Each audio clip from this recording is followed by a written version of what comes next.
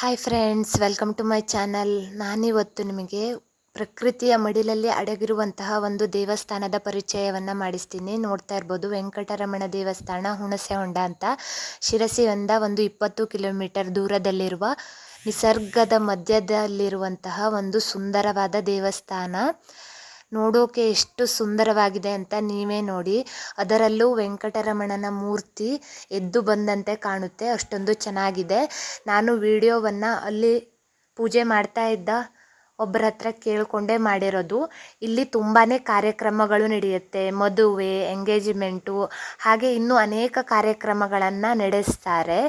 ಯಾಕೆ ಅಂದರೆ ಈಗ ತುಂಬ ಡೆವಲಪ್ಮೆಂಟ್ ಆಗಿದೆ. ಹಾಗಾಗಿ ನೀವು ಕೂಡ ಒಂದು 150 ಜನರಿಗೆ ಊಟ ವಸತಿಯ ಬಗ್ಗೆ ಯಾವುದೇ ರೀತಿಯ ತೊಂದರೆ ಇಲ್ಲದಂತೆ ಅಲ್ಲಿ ವ್ಯವಸ್ಥೆ ಮಾಡಿದ್ದಾರೆ. ಆದರೆ ಯಾರು ಹೇಗೆ ಮಾಡಿದ್ದಾರೆ ಅಂತ ಗೊತ್ತಿಲ್ಲ. ಆದರೆ ಯಾವುದೋ ಒಂದು ಕಮಿಟಿಯ ಮೂಲಕ ಆ ದೇವಸ್ಥಾನ ಹಾಳಾಗದಂತೆ ನೋಡಿಕೊಳ್ತಾ ಇದ್ದಾರೆ ಎನ್ನುವ ಮಾಹಿತಿ ಮಾತ್ರ ಗೊತ್ತು.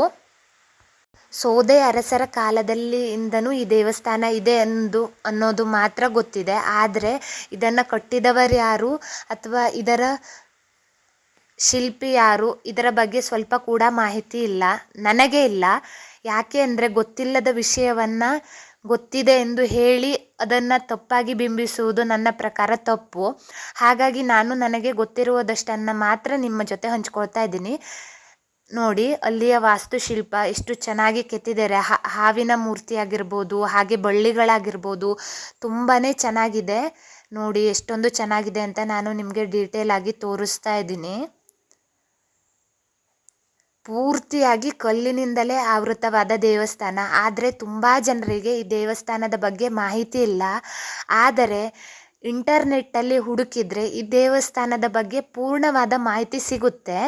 ಆದರೆ ನಾನು ಅದರಲ್ಲಿರುವ ಪೂರ್ತಿ ಮಾಹಿತಿಯನ್ನು ಹೇಳೋಕ್ಕೆ ಸಾಧ್ಯ ಇಲ್ಲ. ಯಾಕೆ ಅಂದರೆ ನನಗೆ ಸರಿಯಾದ ನಿಖರ ಮಾಹಿತಿ ಇಲ್ಲದೇ ಇರುವ ಕಾರಣ ನಿಮಗೆ ಕೂಡ ಅದನ್ನು ತಪ್ಪಾಗಿ ಹೇಳುವುದು ನನ್ನ ಪ್ರಕಾರ ತಪ್ಪು. ನಾನು ಹೋದಾಗ ಇವರು ಪೂಜೆ ಮಾಡ್ತಾಯಿದ್ರು, ಇವರ ಹತ್ರ ಕೇಳಿಕೊಂಡು ನಾನು ವಿಡಿಯೋ ಮಾಡಿದೆ. ನೋಡಿ ಎಷ್ಟೊಂದು ಚೆನ್ನಾಗಿದೆ ಅಂತ. ದೇವರನ್ನು ಕೂಡ ಎಷ್ಟೊಂದು ಚೆನ್ನಾಗಿ ಅಲಂಕಾರ ಮಾಡಿದ್ದಾರೆ ಅಂತ ನೋಡ್ತಾ ಇರ್ಬೋದು ನೀವು. ಹಾಗೆ ಸುತ್ತಲಿನ ದೇವಸ್ಥಾನ ಪೂರ್ತಿ ಕಲ್ಲಿನಿಂದ ಆವೃತವಾದಂಥದ್ದು. ನೋಡಿ ಎಷ್ಟೊಂದು ಚೆನ್ನಾಗಿ ಮಾಡಿದ್ದಾರೆ ಅಂತ. ಪೂರ್ತಿಯಾಗಿ ಕಲ್ಲಿನಿಂದಲೇ ಆವೃತವಾದಂತಹ ದೇವಸ್ಥಾನ. ಪ್ರತಿಯೊಂದು ಶಿಲ್ಪ ಎಲ್ಲ ನೋಡಿದರೆ ಎಷ್ಟೊಂದು ವೈಭವವಾಗಿ ಕಾಣಿಸುತ್ತೆ ಅಂತ. ನೋಡಿ ಮೇಲ್ಗಡೆ ಕೂಡ ಎಷ್ಟೊಂದು ದೇವಿಯ ವಿಗ್ರಹಗಳಾಗಿರ್ಬೋದು. ನೋಡಿ ಇಲ್ಲಿ ಅವರು ತೋರಿಸ್ತಾ ಇದ್ರು ನನಗೆ, ಒಂದು ಕಡ್ಡಿ ಹೋಗುವಷ್ಟು ರಂಧ್ರವನ್ನು ಮಾಡಿದ್ದಾರೆ. ಅಂದರೆ ಎಷ್ಟು ಸೂಕ್ಷ್ಮವಾಗಿ ಕೆತ್ತನೆ ಮಾಡಿದ್ದಾರೆ ಹಿಂದಿನ ಕಾಲದಲ್ಲಿ ಅನ್ನೋ ಒಂದು ಮಾಹಿತಿ ನಮಗೆ ಸಿಗತ್ತೆ. ನೋಡಿ ಕಲ್ಲುಗಳಲ್ಲಿ ನಾಗರ ಹಾವಿನ ಪ್ರತಿಮೆಗಳಾಗಿರ್ಬೋದು, ಹಾಗೆ ಅಲ್ಲಿಯ ಡಿಸೈನ್ಗಳಾಗಿರ್ಬೋದು ಎಷ್ಟೊಂದು ಸುಂದರವಾಗಿ ಕಾಣ್ತಾ ಇದೆ ಅಂತ. ನನ್ನ ಕ್ಯಾಮ್ರಾ ಕ್ಲಾರಿಟಿ ಸರಿಯಾಗಿ ಇಲ್ಲ, ಹಾಗಾಗಿ ನಿಮಗೆ ಅಷ್ಟೊಂದು ಚೆನ್ನಾಗಿ ಕಾಣಿಸ್ತಾ ಇಲ್ಲ ಅಂತ ನನಗೆ ಗೊತ್ತು. ಆದರೆ ನನಗೆ ತಿಳಿದಷ್ಟು ಮಟ್ಟಿಗೆ ನಾನು ಅದನ್ನು ನಿಮಗೆ ತೋರಿಸೋಕ್ಕೆ ಪ್ರಯತ್ನ ಪಟ್ಟಿದ್ದೀನಿ. ನಿಮಗೆ ಈ ರೀತಿಯ ವಿಡಿಯೋಗಳು ನನ್ನ ಚಾನಲಲ್ಲಿ ನೋಡೋಕ್ಕೆ ಸಿಗುತ್ತೆ. ನಿಮಗೆ ಈ ರೀತಿ ವಿಡಿಯೋಗಳು ಇಷ್ಟ ಆದರೆ ಲೈಕ್ ಮಾಡಿ, ಶೇರ್ ಮಾಡಿ, ಕಮೆಂಟ್ ಮಾಡಿ. ಹಾಗೆ ನನ್ನ ಚಾನಲ್ಗೆ ಸಬ್ಸ್ಕ್ರೈಬ್ ಮಾಡಿ. ನೀವು ಸಬ್ಸ್ಕ್ರೈಬ್ ಮಾಡೋದ್ರಿಂದ ಅಥವಾ ಲೈಕ್ ಮಾಡೋದ್ರಿಂದ ನನಗೆ ಇನ್ನಷ್ಟು ವಿಡಿಯೋಗಳು ಮಾಡೋಕ್ಕೆ ಸ್ಫೂರ್ತಿ ಸಿಗುತ್ತೆ. ಇದು ನೋಡಿ ಜಗುಲಿಯ ರೀತಿ ಇದೆ. ಇದು ಕೂಡ ಪೂರ್ತಿಯಾಗಿ ಕಲ್ಲಿನಿಂದಲೇ ಮಾಡಿರುವಂಥದ್ದು. ಇಲ್ಲಿ ಪ್ರತಿಯೊಂದು ಕಲ್ಲಿನಿಂದಲೇ ಮಾಡಿರುವಂಥದ್ದು. ಆದರೆ ಸೋರಿಕೆಯಾಗಿ ಹಾಳಾಗುತ್ತೆ ಅನ್ನೋ ಕಾರಣಕ್ಕೆ ಕೆಲವೊಂದಿಷ್ಟು ಆಧುನಿಕವಾಗಿ ಮಾಡಿದ್ದಾರೆ. ಮೇಲ್ಗಡೆ ಸ್ವಲ್ಪ ಮಳೆ ಬಾರದಂತೆಲ್ಲ ವ್ಯವಸ್ಥೆ ಮಾಡಿದ್ದಾರೆ. ಬಂದ ಭಕ್ತಾದಿಗಳಿಗೆ ನೀರಿನ ವ್ಯವಸ್ಥೆ ಕೂಡ ಇಟ್ಟಿದ್ದಾರೆ, ನೋಡ್ತಾ ಇರ್ಬೋದು ಇಲ್ಲಿ. ಹಾಗೆ ನೋಡಿ ಇಲ್ಲಿ ಅನೇಕ ಪ್ರಾಣಿಗಳು ಇಲ್ಲಿ ಕಾಣೋಕೆ ಸಿಗತ್ತೆ. ಆದರೆ ಅದು ಯಾವ ರೀತಿಯ ವಿಗ್ರಹ, ಯಾವ ದೇವರು, ಇದೆಲ್ಲ ಮಾಹಿತಿ ನನಗೆ ಇಲ್ಲ. ಹಾಗಾಗಿ ನಾನು ಅದು ಯಾವುದನ್ನು ಇಲ್ಲಿ ಮೆನ್ಷನ್ ಮಾಡ್ತಾ ಇಲ್ಲ. ಆದರೆ ಈ ರೀತಿ ಹಳೆಯ ಕಾಲದ ವಾಸ್ತುಶಿಲ್ಪಗಳನ್ನು ನೋಡೋಕ್ಕೆ ಯಾರಿಗೆ ಇಂಟ್ರೆಸ್ಟ್ ಇದೆಯೋ ಅವರೆಲ್ಲ ಈ ವಿಡಿಯೋಗಳನ್ನು ನೋಡಿ ತಿಳಿದುಕೊಳ್ಬಹುದು. ದೇವಸ್ಥಾನದ ಎದುರಿಗೆ ಒಂದು ದೊಡ್ಡದಾದ ಕೆರೆ ಇದೆ, ಅದನ್ನು ಹೊಂಡ ಅಂತ ಕರೀತಾರೆ. ಹಾಗಾಗಿ ಈ ದೇವಸ್ಥಾನಕ್ಕೆ ಹುಣಸೆ ಹೊಂಡ ಅನ್ನೋ ಹೆಸರಿದೆ ಅಂತ ಒಂದು ಮಾಹಿತಿ. ಅದು ಎಷ್ಟು ಸರಿಯೋ ಎಷ್ಟು ಸುಳ್ಳೋ ಎಂದು ನನಗೆ ನಿಜವಾಗಿಯೂ ಗೊತ್ತಿಲ್ಲ. ಆದರೆ ನನಗೆ ತಿಳಿದಷ್ಟು ಮಟ್ಟಿಗೆ ನಾನು ದೇವಸ್ಥಾನದ ವಿಡಿಯೋವನ್ನು ಮಾಡಿದ್ದೀನಿ, ನಿಮಗೆ ತೋರಿಸ್ತಾ ಇದ್ದೀನಿ ಕೂಡ ಅದನ್ನು. ಈ ರೀತಿಯಾದ ಅನೇಕ ದೇವಸ್ಥಾನಗಳು ಪ್ರಕೃತಿಯ ಮಡಿಲಲ್ಲಿ ಅಡಗಿಕೊಂಡಿದೆ. ಯಾರಿಗೂ ಕೂಡ ಅದು ಗೊತ್ತಿರಲ್ಲ. ನೋಡ್ತಾ ಇರ್ಬೋದು, ಈ ದೇವಸ್ಥಾನ ತುಂಬ ಜನರು ನೋಡಿರಲ್ಲ. ಆದರೆ ಇಂಟರ್ನೆಟ್ಟಲ್ಲಿ ಎಲ್ಲ ಕಡೆನೂ ಈ ದೇವಸ್ಥಾನದ ಬಗ್ಗೆ ಮಾಹಿತಿ ಇದೆ, ಆದರೆ ಪೂರ್ಣವಾದ ಮಾಹಿತಿ ಇಲ್ಲ. ಯಾರಿಗೂ ಕೂಡ ಸರಿಯಾದ ವಾಸ್ತುಶಿಲ್ಪದ ಬಗ್ಗೆ ಆಗಿರಲಿ, ಇಲ್ಲಿರುವಂತಹ ಕೆತ್ತನೆಯ ಬಗ್ಗೆ ಆಗಿರಲಿ ಸರಿಯಾದ ಮಾಹಿತಿ ಇಲ್ಲ. ಹಾಗೆ ನಿಮಗೆ ವಾಸ್ತುಶಿಲ್ಪದ ಮೇಲೆ ಇಂಟ್ರೆಸ್ಟ್ ಇದ್ದರೆ ಖಂಡಿತ ಈ ದೇವಸ್ಥಾನಕ್ಕೆ ಬಂದು ವಿಸಿಟ್ ಮಾಡಿ. ಶಿರಸಿಯಿಂದ ಒಂದು 20 ಕಿಲೋಮೀಟರ್ ಆಗುತ್ತೆ ಅಷ್ಟೇ. ತುಂಬ ಚೆನ್ನಾಗಿದೆ ದೇವಸ್ಥಾನ. ದೇವಸ್ಥಾನದ ಎದುರು ಒಂದು ದೊಡ್ಡದಾದ ಕೊಳ ಇದೆ, ಕೆರೆ ಅಂತ ಕರಿತೀವಿ ನಾವು. ತುಂಬಾ ಚೆನ್ನಾಗಿದೆ, ಒಮ್ಮೆ ಬಂದು ನೋಡಿ. ನಾನು ಮತ್ತೆ ಇದೇ ವಿಷಯ ಹೇಳ್ತಾ ಇದ್ದೀನಿ ಅಂದ್ಕೋಬೇಡಿ. ನಿಮಗೆ ಈ ರೀತಿಯ ವಿಡಿಯೋ ಇಷ್ಟ ಆದರೆ ಲೈಕ್ ಮಾಡಿ, ಶೇರ್ ಮಾಡಿ, ಕಮೆಂಟ್ ಮಾಡಿ. ಹಾಗೆ ನನ್ನ ಚಾನಲ್ಗೆ ಸಬ್ಸ್ಕ್ರೈಬ್ ಆಗಿ. ನನಗೆ ಇನ್ನಷ್ಟು ವಿಡಿಯೋ ಮಾಡೋಕ್ಕೆ ಪೂರ್ತಿ ಸಿಕ್ಕ ಹಾಗೆ ಆಗುತ್ತೆ. ಕೇವಲ ವಿಡಿಯೋವನ್ನು ನೋಡಿ ಹಾಗೆ ಹೋಗಬೇಡಿ. ನೋಡಿ ಎಷ್ಟೊಂದು ದೊಡ್ಡದಾದ ದೇವಸ್ಥಾನ ಅಂತ.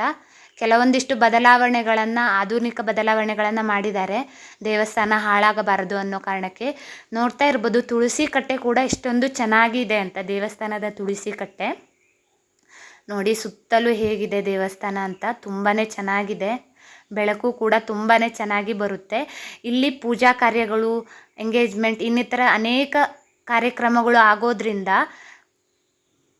ಅಡಿಗೆ ಮನೆಯ ವ್ಯವಸ್ಥೆ ಆಗಿರ್ಬೋದು, ಊಟದ ವ್ಯವಸ್ಥೆ ಆಗಿರ್ಬೋದು, ಹಾಲ್ ಆಗಿರ್ಬೋದು, ವಾಶ್ರೂಮ್ ಆಗಿರ್ಬೋದು, ಹೀಗೆ ಅನೇಕ ಆಧುನಿಕ ವ್ಯವಸ್ಥೆಗಳನ್ನು ಮಾಡಿದ್ದಾರೆ. ಯಾವುದೇ ರೀತಿಯ ತೊಂದರೆಗಳಿಲ್ಲ. ದೇವಸ್ಥಾನದಲ್ಲಿ ಯಾವುದೇ ಕಾರ್ಯಕ್ರಮಗಳನ್ನು ಬೇಕಾದರೂ ಮಾಡಬಹುದು. ನೋಡ್ತಾ ಇರ್ಬೋದು ಎಷ್ಟೊಂದು ಚೆನ್ನಾಗಿ ಆಧುನಿಕವಾಗಿ ದೇವಸ್ಥಾನ ಹಾಳಾಗಬಾರದು ಅಂತ ಮಾಡಿದ್ದಾರೆ. ನೋಡಿ, ಕಲ್ಲಿನ ಮೆಟ್ಟಿಲು ಎಷ್ಟೊಂದು ಚೆನ್ನಾಗಿದೆ ಅಂತ. ಸುತ್ತಲೂ ಕಲ್ಲಿನ ಗೋಡೆಗಳೆಲ್ಲ ಇದೆ. ನೋಡಿ ಎಷ್ಟೊಂದು ಚೆನ್ನಾಗಿದೆ ಅಂತ. ಹರೇ ವೆಂಕಟ ಶೈಲವಲ್ಲಭ ಪಾಲಿಸು ನೀಯನ್ನ. ಹರೇ ವೆಂಕಟ ಶೈಲವಲ್ಲಭ ಪಾಲಿಸು ನೀಯನ್ನ. ದುರಿತ ದೂರ ನೀನಲ್ಲದೆ ಧರೆಯೋಳು ದೊರೆಗಳನ ಕಾಣೆ ನಿನ್ನಾಣೆ. ಹರೇ ವೆಂಕಟ ಶೈಲವಲ್ಲಭ ಪಾಲಿಸು ನೀಯನ್ನ. ಇಂದಿರೇಶ ಅರವಿಂದ ನಯನಯನ್ನ ತಂದೆ ತಾಯಿ ನೀನೇ. ಇಂದಿರೇಶ ಅರವಿಂದ ನಯನಯನ್ನ ತಂದೆ ತಾಯಿ ನೀನೇ.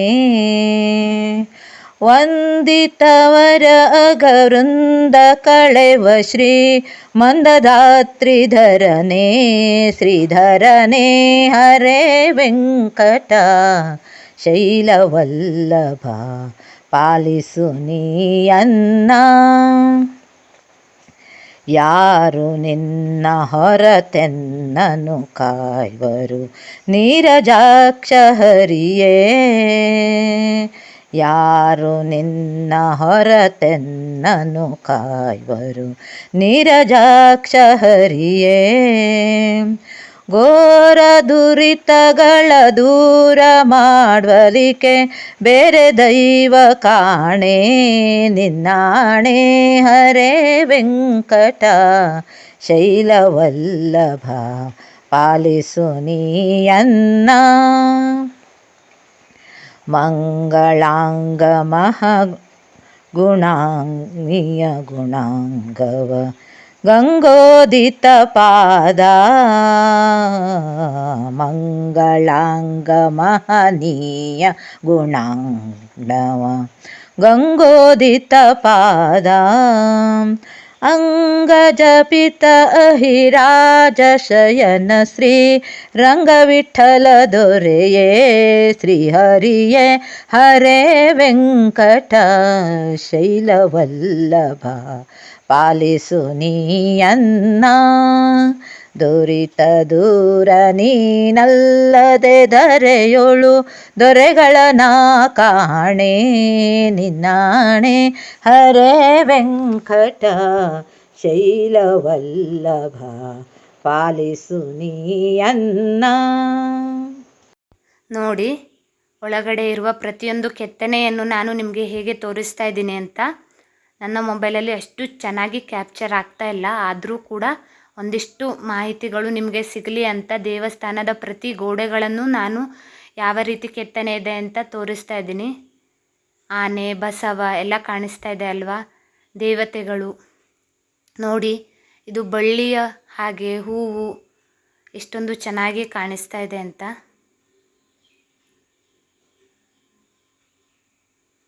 ನೋಡಿ, ದೇವಸ್ಥಾನದ ಸುತ್ತಲೂ ಪ್ರತಿಯೊಂದು ಕಂಬಗಳ ಡಿಸೈನ್ ನೋಡಿ ಎಷ್ಟೊಂದು ಚೆನ್ನಾಗಿ ಇದೆ ಅಂತ. ತುಂಬಾ ಚೆನ್ನಾಗಿದೆ ದೇವಸ್ಥಾನ, ಪ್ರಶಾಂತವಾಗಿದೆ. ಅದರಲ್ಲೂ ಈ ರೀತಿಯ ಕಲ್ಲಿನ ದೇವಸ್ಥಾನದಲ್ಲಿ ತುಂಬಾ ತಂಪು ಆದ ವಾತಾವರಣ ಇರುತ್ತೆ. ನಿಮಗೆ ಈ ವಿಡಿಯೋ ಇಷ್ಟ ಆದರೆ ಲೈಕ್ ಮಾಡಿ, ಶೇರ್ ಮಾಡಿ, ಕಮೆಂಟ್ ಮಾಡಿ, ಹಾಗೆ ನನ್ನ ಚಾನಲ್ಗೆ ಸಬ್ಸ್ಕ್ರೈಬ್ ಆಗಿ. Thanks for watching.